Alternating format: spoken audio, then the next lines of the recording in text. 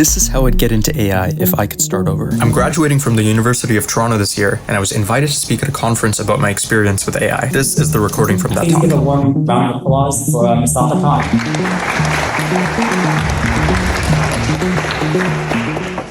Hello, everyone. It's great to be here. My talk is titled How I'd Get into AI Research If I Could Start Over. It's a bit of a time capsule for a younger version of myself. This is some of the lessons, advice, tips and tricks that I wish I knew when I had first started about 4 to 5 years ago when I was just arriving at UofT. I'm a fourth-year engineering science student studying robotics and AI at the University of Toronto. Over the course of my undergrad, I've had an opportunity to work with several professors at UofT, ranging from topics on AI theory, LLMs, and also autonomous driving. I actually got my first experiences with research quite late, not in my first year, but closer to my second year. But a lot of what helped me with that was my involvement with design teams. So I've worked at aUToronto, where we work on building self-driving cars for the past 4 years. I'm currently the technical director of perception at aUToronto. And after my third year, I also had an opportunity to work at Huawei's Noah's Ark Lab for 16 months, where I did autonomous driving scene reconstruction research and managed to submit both a patent and a publication. So if you've been looking at the news, you've probably seen a range of articles like this, ranging from OpenAI doing an $80 billion deal with Microsoft. A lot of you are probably aware that AI is a booming field. Salaries are high. People, on the other hand, are fearful of their jobs being taken. NVIDIA is single-handedly carrying the S&P 500 as we speak. Lots of things are going on in the world. But how did we get here? So I'm not going to give you a total chronology of AI history. I think there are many courses that go into that in depth. But AI history is defined by moments. And these are some of the moments that initially inspired me when I was looking into this field. Anyone know what this picture is? Show of hands. A couple of people. Today, it's known as like the Hello World project in your AI courses. But this is Jan LeCun at Bell Labs actually demoing digit recognition for the first time.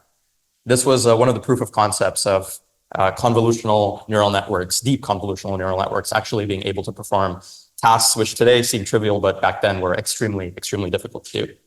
And it's amazing that we have something like this to look back upon because it really showcases how far we've come when you reflect on and compare it to like what exists today. Anyone know what this is? Show of hands. Okay, plus people. This is actually Stanley from Stanford performing competing rather at DARPA's Grand Challenge.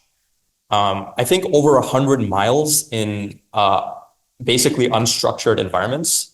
This autonomous driving car was the first one to cross this finish line. There were also a couple of others from other universities, but glory usually goes to the people that come first. And this showcased to the world, it was about a couple $1 million of investment by DARPA and the US government, but it showcased to the world that, autonomous driving technology could be a thing. And today we have Teslas and Waymos on the road, and more to come in the future. Last one. Anyone know what this one is? Yeah, more hands. Okay, this one's a bit more famous. So this is AlphaGo and Lisa Doll. If you're not familiar, Go is a complicated, difficult game that comes out of China. Lisa Doll is the world champion. I'm not going to spoil it, but there's a Netflix documentary that you can watch on AlphaGo. What I will say is there are some brilliant things that happen. This is a clip from Move 37, which is known in the AI sphere as the divine move. It is statistically unlikely that a human would ever select this move, but was so creative and pivotal that it transformed this one game. So I've given you a picture or a flavor of some of the big moments in AI history, but why should you really care? Like, why do you care about AI research specifically? The answer to that is twofold. With AI research, you get to work on real world problems that have high impact. So whether this is solving self-driving or working on understanding human language. And you also get to work on a lot of theoretical problems. But you get to ask yourself, like, what is intelligence and what are its components? And today, AI is in sort of a unique position where there's a lot of intelligent systems that have been built and applications that have been built, but we don't really have a theory of intelligence. And so you actually have a unique opportunity to ask yourselves, can we discover or create a theory of intelligence? Additionally, you get to work in a fast-moving field. This is the number of ML archive papers that have come out over the years, and it surprisingly tracks Moore's law, which corresponds to around 100 new AI papers every day, or between 20 to 30,000 a year. Now, that might sound daunting at first. There's a lot of people doing a lot of work in this field, but what is exciting is you're going to get a chance to work on the frontier. So you might be asking, where can I start? But with anything, you have to start with the basics. At UofT, there are courses that are offered today that you guys can make use of. APS 260 is an introductory course. CSC 413 is a fourth year level course, and there are other fourth year ones. And there's also graduate level courses. Go to where your level is and eventually work your way up. If you don't have those resources, there are also free resources online. There's Intro to Deep Learning with PyTorch. We all usually at engineering know and love 3 Blue 1 Brown. And of course, everyone's usually using PyTorch, so the documentation and tutorials by PyTorch officially are also a really good starting point. There's a lot of things that you will cover. The point of this phase is you just want to gain an intuition for how AI models are trained. There's a lot of grunt work that is going to actually be taken getting familiar with both the math as well as the programming in order to get to a level where you can actually begin research. The next thing you can do is you can read papers. I recommend you check out deep learning ideas that have stood the test of time. There are a series of seminal works that have come out over the course of the years that you can essentially have a starting point in. Before you can actively dive into a research area, it's usually a good idea to get an understanding of what the field has been doing more broadly. And I like to present a mental model that might be useful for you guys. You can think of research and papers sort of like a tree, and closer to the bark of the tree are these seminal works that have come out. And every now and then, these seminal works become so important that a branch comes out. And all of the follow-up works related to that area are sort of like the leaves on that tree. This structure sort of helps you understand what you should focus on. Because if you're trying to find a research area, yes, you can read things from the leaves, but it's probably a bit better to go back to foundational seminal works and get a picture of what the tree is like. Then once you find something of interest, you can dive in and actually look at all of the works in that area. So this gives you a bit of a mental structure of essentially what these papers and how research is being conducted, and allows you to map out the topology of AI research. I also recommend you check out senior researchers who sometimes just post paper reviews online. Yannick Kilcher is a good resource. He essentially does 30 minutes to 45-minute long videos that dive into papers that are extremely famous or popular, and also provides quick updates on AI news, which might be a bit more difficult to find when you're initially starting out. Regarding reading papers, you might be asking yourself, how do you actually read a paper well? That is a whole talk of its own, and I recommend you look at Andrew Ng's lecture on this, because he's essentially given an hour of his time to go over this topic. I think that hour of investment is probably going to allow you to read papers better than you ever have for the rest of your life. Next, you have to do projects. There's a range of ways you can practically do this. If you're starting out and you want low barrier to entry ways of practicing maybe applied projects, compete in hackathons. There's a website called DevPost where you can find hackathons in North America, and there's a lot. UofT has a bunch. Dean Yip just mentioned a couple. And then there's across many of the universities, both downtown and across Canada, have quite a few hackathons that you can get involved in. Work in design teams. Design teams is, you're not necessarily doing research from the get-go, but you're refining your skills that eventually translate into you doing compelling research. aUToronto is a great one. UofT Formula Racing is another one. If you want to do AI-specific projects, UTMIST is, of course, great as well, and they're hosting this conference. Lots of different options across UofT. The next level would be reproducing papers. Fun story. I think it was right after one of my exams in second year, I sat down with a friend, and we essentially just didn't want to go home because we were in that weird phase after an exam where like you're trying to process what happened. And we decided to just implement attention is all you need. So the transformer paper. And that was fun. Like it took basically the NSci common room was completely empty by the time we were done. But I think that was well worth it because it's an example of just active practice where you sit down with a whiteboard, read the paper, try to understand what things are happening, and then translate it to code. That is not something that I think you can do on day one. That is 3-4 years into practicing all of these things that I've talked about, where you can maybe start doing something like that. But it's extremely useful because then you know the paper inside out, you know the methods as well as both mathematically and at a code level. And then the next level would just be reaching out to professors and working with labs. There's a lot of different labs at UofT. Really what you need to ask yourself when you're at this phase is, what are you interested in? Are you interested in AI in healthcare? Are you interested in autonomous driving cars? Are you interested in manipulator robotics? There's a range of problems, and there's a lot of labs and professors who have dedicated a lot of time and investment of energy into these projects and areas. So find those labs and be persistent. Try to reach out. If you're not ready, they'll let you know, hopefully. And if not, in later years, either you can do an independent study with them, you can do a thesis, you could volunteer, you can do summer research. There's a lot of different opportunities to get involved. So you're at the point where you've executed all of this and you're ready to begin research. Now what? I'd like to start psychologically rather than logically before we get into more advice. This is what's called the emotional journey of creating anything great. When you start research, you're going to go through this again and again. You'll be speaking to maybe your professor, or PhD students in the lab, you guys come up with an idea and you're excited. You start looking, seems like no one has really done this thing. Okay, wow. You start working on it. You set up experiments, you start doing implementation. Things seem to work, but not really. And then a week goes by and then another, and things are not working. And you enter what's called the dark swamp of despair. Now, every project goes through this. And the way you overcome this is you have to recall what initially motivated you to get into that and recenter your focus on those things. And trust me when I say this, just the act of showing up and trying again and again is going to lead to a breakthrough, which will eventually culminate in publishable results and eventually conference submissions, et cetera, et cetera. The world does not usually see what's underneath this thing. Unfortunately, they see the highlights. They see, wow, this guy worked at Huawei and he published a paper and this person is doing this thing and et cetera, et cetera. But that's what it's like. And the more you're emotionally ready for that, the easier it'll be. And it's a cycle. So let's talk about the continuous cycle of research. You usually begin with a research question. So this is the topic or area of interest that you found or either independently or in collaboration with people around you. You begin by doing a literature review. So you're looking at identifying important problems, reading what people have tried already to solve these problems. And then you crucially have to create a narrative or hypothesis, sometimes people call it, which is essentially like doing a bit of an analysis and condensing your observations about what the state of research is in that area, and then creating a compelling story.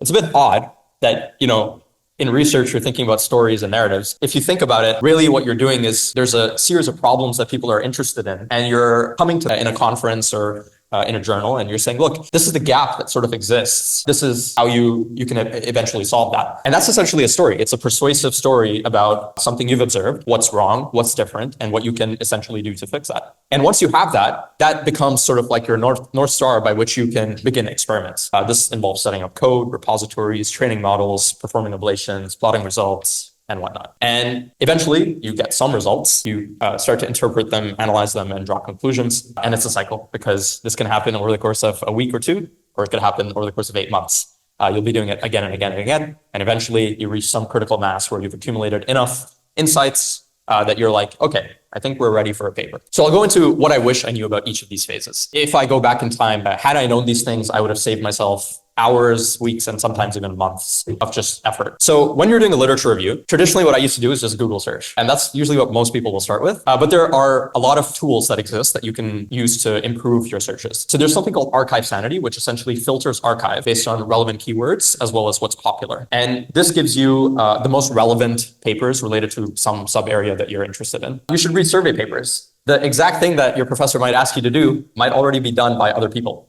They might ask you to do a literature review and survey an area. There are people that actually write papers on this exact topic. They compile the list of papers that exists, the insights, the gaps that might exist, etc.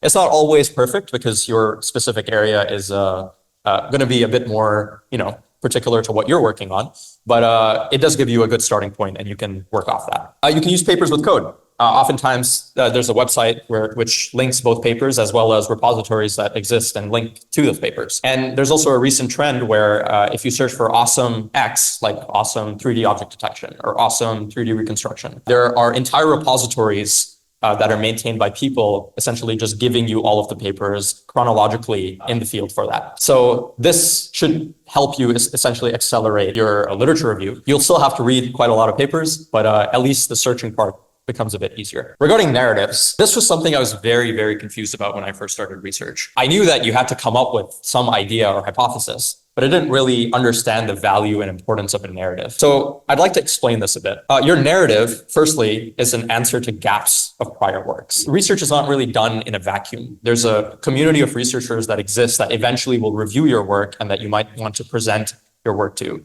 There are people both in academia and industry who might find your work valuable. So you need to understand deeply what exactly the nature of those problems are that they're working on or that the field is interested in, such that you can start to understand what those gaps and limitations are and then come up with a compelling story to address that. One piece of advice is that you can port ideas from classical works to modern deep learning. There's a lot of really interesting ideas that classical works, either it's classical machine learning, classical natural language processing, have come up with that essentially have not been translated into modern deep learning. learning with the advance of neural nets. It's not always going to work, but it's a nice starting point where if you try to go back to sort of older works, you'll find some insight. I think it's a tendency for people like us, especially when we're really young, to think that the world started roughly when we were born.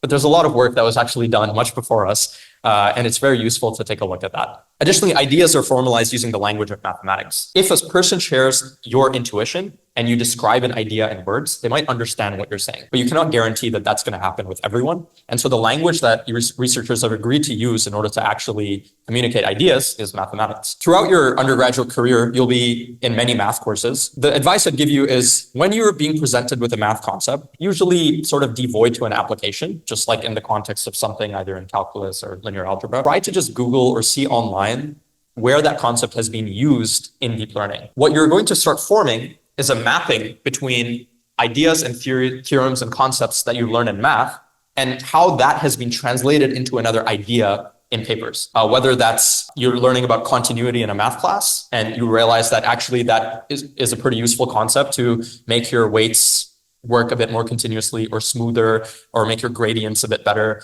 et cetera, et cetera. There's a lot of different math theorems, ideas, concepts that you can essentially, the more you start finding those mappings, and also as you read, you'll also discover these mappings. When you eventually have to sit down and come up with an idea, at least for me, I do not come up with an idea in math first. The idea is intuitive. I use words and language, and then I sit down and try to formalize it mathematically.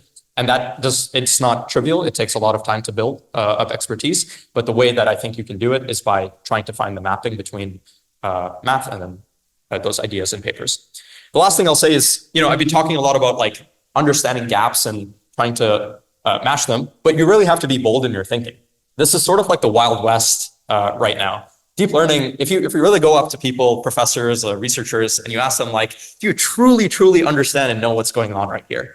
They're probably going to be like, if I'm being honest, I don't really know. Like it works empirically, but we don't really know why.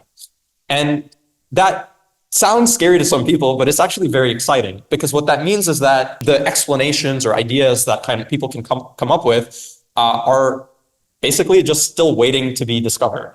And I think that if you want, the way you can refine your thinking about this is come up with ideas, no matter how silly or stupid they might sound, write them down, think about them, talk with people, and then go to PhD students and senior researchers and try to gain perspective on the idea. Usually they're not going to shut the ideas down because they're, aware that this field is, the nature of the field right now is such that we don't really know. But what you might gain is some perspective on actually what you're saying has been explored in some other capacity, or what you're saying could be formalized mathematically this way. And over time, what you'll do is you will gain both confidence as well as insight into what are good ideas. Regarding experiments, so when I began experiments, I wish I really knew these things. Keep learning about the tech stack. Research code is known to be a bit messy. It's not as good as software engineering code in companies where you have a lot of eyes on the code. You're sort of usually independently or with very few people working on things. But your ability to quickly set up experiments and do things is actually directly correlated with your understanding of the tech stack. The more you understand things in Python,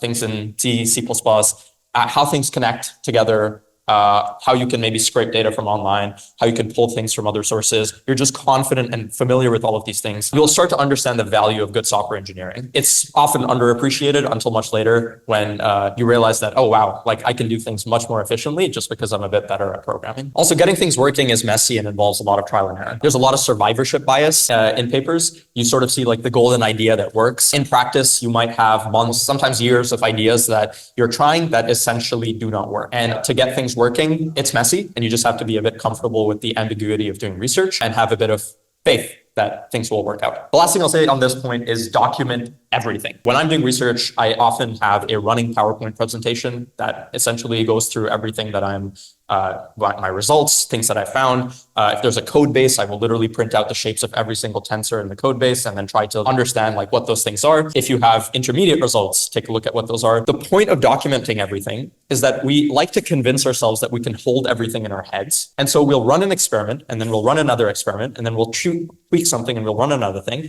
And by the end, we'll be like, what was the point? Or like what happened in the first thing? If you start to document everything, you can start to see the connections and bigger picture ideas between everything. Once you do that once or twice, you'll understand the importance of it. And I think that will really convince you more than me just telling you. But document everything. That's the lesson.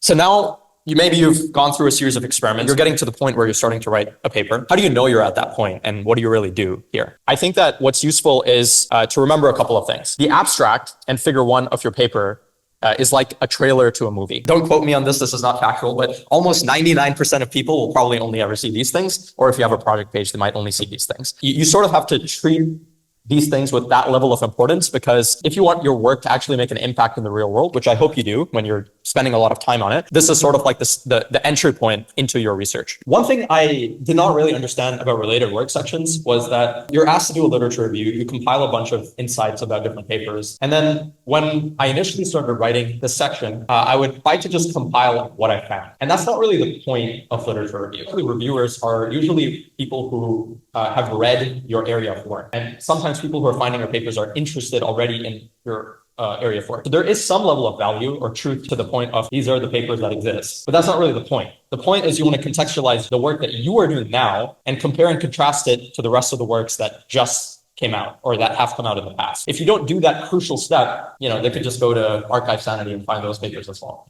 So they want to understand the differences between what your work is as well as what the previous works are. Regarding experimental results and ablations, the point of this, tying it back to narratives, is you should really think about it from the perspective of, do my experiments empirically support the narrative that I'm making? If you think from that lens, I think it's a bit vague, but it might give you a bit more direction on like what experiments should run and what is important to put in the paper. Another thing that's helpful is to anticipate reviewer criticism. So try to play devil's advocate, either you or people in your lab, and try to think if there was someone who was very critical or skeptical of this work and really like trying to see, is what you're saying true? Or is what your contributions do they actually work? What would they want to see in order to validate whether your ideas make sense? And that will guide or inform what your ablations could be or what other supplementary experiments could be. So last thing about submitting papers is it takes a lot of time. I think I have constantly underestimated this. In the past, think there's like a conference deadline in a couple of a month or a week, and you're like, I have enough time.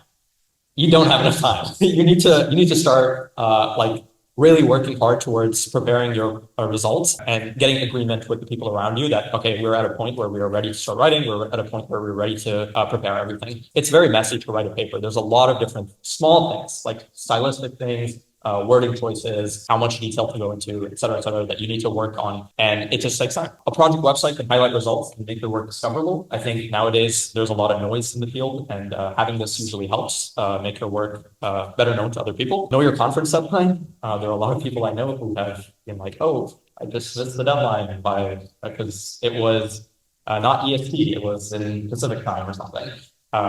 Know your deadlines really well, and also make sure that you read the fine print. Again, this goes back to just being very careful and giving yourself enough time. You might, have a single versus double blind conference where you might not be allowed to disclose author names, or you might not be allowed to. There might be rules about what you can put online. Conflict disclosures. You need to mention particular institutions, that there are people in your co-authors are from a particular institution, because reviewers cannot come from those institutions, other things, etc. So just read the fine print. I've given you a lot of advice right now, specifically about AI research. I want you to take a look at You and Your Research by Richard Hamming. He worked at Bell Lab at a very incredible time in history where there were brilliant people around. And he tries to answer the question, what makes these people different than other people? Why are they able to do good work? I recommend you read his talk, it's transcribed, just to get a gauge of what is research like in general and how do you do important work. So here's some closing thoughts. The tree of AI research is fast growing, but it's young. So you have an opportunity to make an impact. There's no singular path to success. I've given you a lot of advice, but there's no guidebook. It's still the Wild West. And so you guys have an opportunity to, define your path as you see fit. You get to work on important problems at the frontier, and the singularity awaits us. Thank you so much.